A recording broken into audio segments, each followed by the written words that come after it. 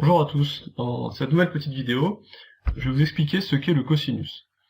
Alors, pour une fois, inutile de prendre votre cahier de leçons, puisque je vais simplement vous expliquer cette notion, il n'y aura rien à recopier pour aujourd'hui. Alors, je vais partir de l'exercice 2 du devoir maison que vous avez fait pendant les dernières vacances. Dans cet exercice, on vous demandait de tracer un premier triangle A1, B1, C1, rectangle en A1, avec deux conditions. Donc, première, c'était un triangle rectangle, et deuxième condition, il devait avoir un angle mesurant 50 degrés, c'était l'angle B1. Donc ce triangle, j'en ai construit un, le voilà, un B1, C1, avec un angle B1 qui mesure bien 50 degrés. On peut le vérifier si vous voulez au rapporteur. Donc on place l'origine du rapporteur sur le sommet de l'angle, et puis vous voyez ici 0, 10, 20, 30, 40, 50 degrés. Et non pas 130, attention aux deux graduations du rapporteur, qui sont parfois une source d'erreur, mais là c'est bien un angle aigu, donc il ne peut pas mesurer 130 degrés. Une fois ce triangle construit, il fallait construire un deuxième triangle avec les mêmes conditions, c'est-à-dire un rectangle, et qui a un angle de 50 degrés. Et puis l'appeler A2B2C2. Et puis un troisième triangle, avec toujours les mêmes conditions, un angle de 50 degrés et un angle droit, et cette fois c'était le triangle A3B3C3. Une fois ces trois triangles tracés, on vous demandait de mesurer les côtés, A1B1 et B1C1, et puis de faire le quotient de ces deux longueurs. Même chose pour le deuxième triangle, et puis même chose pour le dernier triangle. Donc simplement, il fallait mesurer A1B1 à la règle, mesurer B1C1 à la règle. Alors peut-être vous n'aviez pas les mêmes longueurs que moi, évidemment, parce que chacun a tracé des triangles différents. En tout cas, on obtenait trois quotients, et puis quand on calculait ces quotients à la calculatrice, on obtenait 0,64 pour le premier, 0,64 pour le deuxième, et 0,64 pour le dernier. Valeur approchée, donc peut-être dû au fait que l'on mesure, on peut trouver des valeurs un petit peu différentes.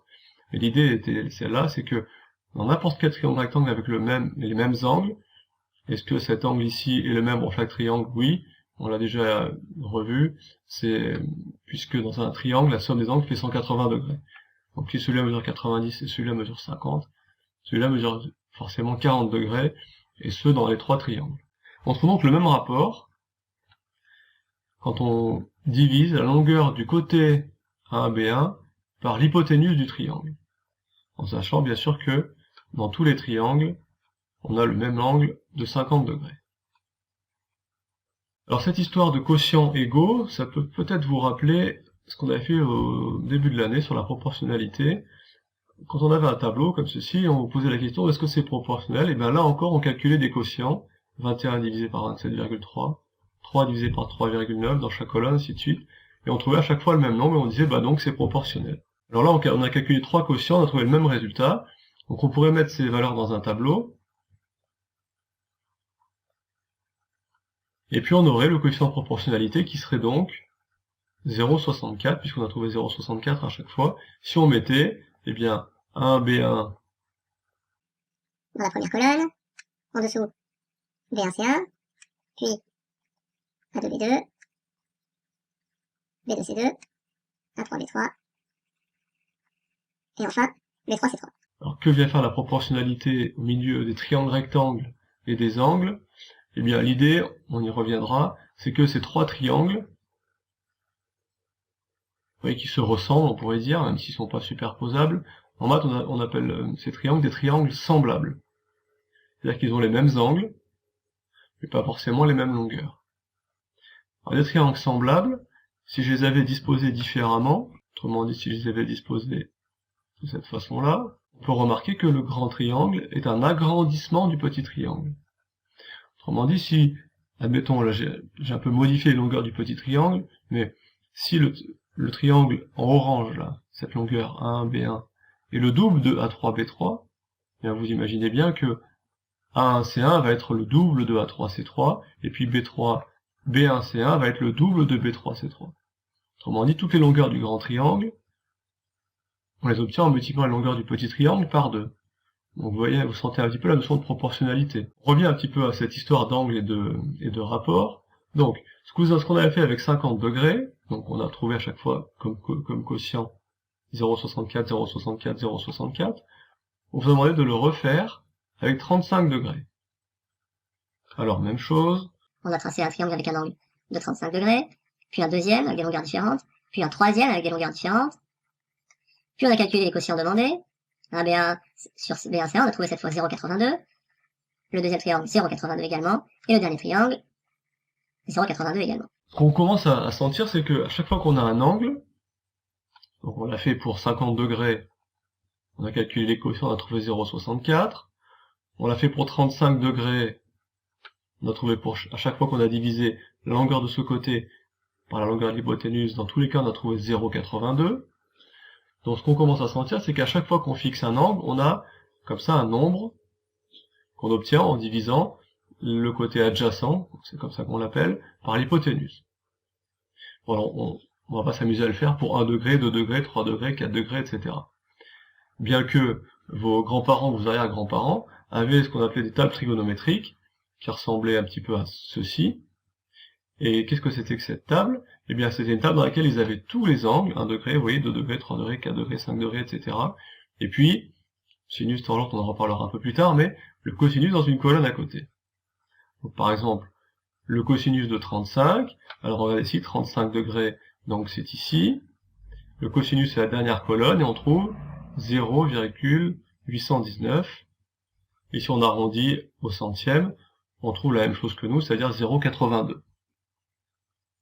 Alors nous on avait aussi cosinus 50, alors c'est un peu plus compliqué puisque 50 degrés est là, mais le cosinus change de colonne, il se fait dans la première colonne. Vous voyez, cosinus, quand on remonte, c'est dans ce sens.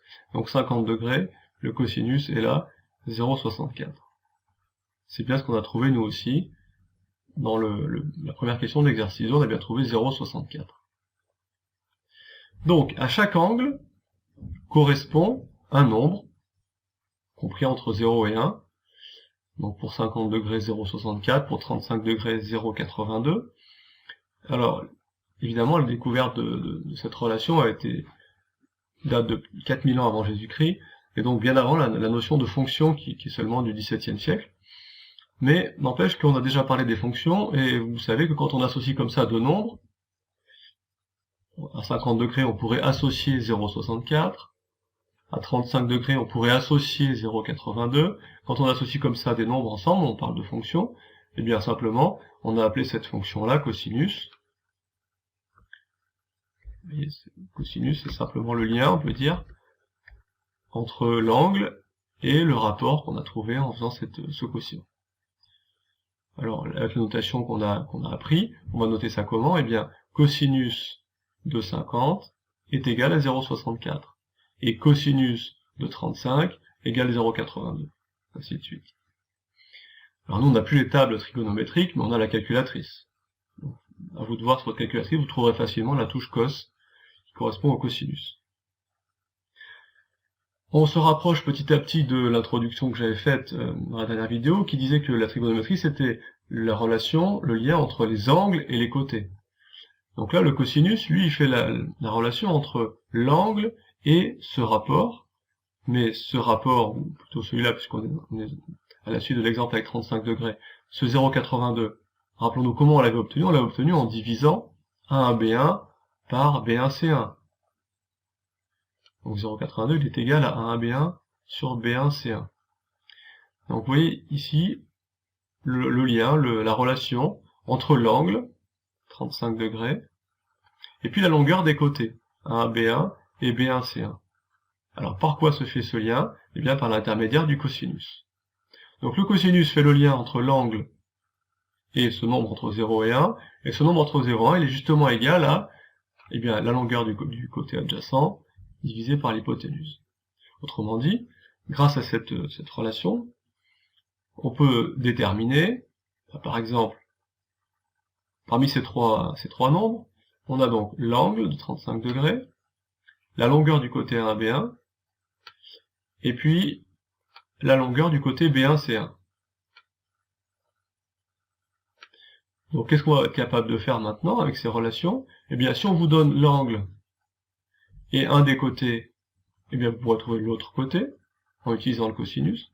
Si on vous donne les deux côtés, c'est-à-dire la longueur de ce côté adjacent et la longueur de l'hypoténuse, eh bien grâce au cosinus vous pourrez retrouver l'angle. Et puis enfin, si on vous donne l'angle et l'hypoténuse, eh bien vous pourrez retrouver la longueur du côté. Donc dans ces trois nombres, en gros, Si vous en connaissez deux, vous pouvez trouver le troisième, et ceci grâce au cosinus. Alors ça paraît un peu flou, un peu abstrait, dit comme ça. Quand on aura fait quelques exemples et quelques exercices, j'espère que ça sera plus clair pour vous. Voilà, donc à retenir de cette petite vidéo, c'est que le cosinus fait simplement le lien entre un angle, dans un triangle rectangle, et le quotient, le résultat qu'on obtient, en divisant la longueur du côté adjacent par l'hypoténuse. J'espère que grâce à cette petite vidéo, la notion de cosinus et de lien entre l'angle et les longueurs est un petit peu plus claire. On se retrouve dans la prochaine vidéo pour finir de compléter la page 27 et la page 28 de votre livret. Bonne journée!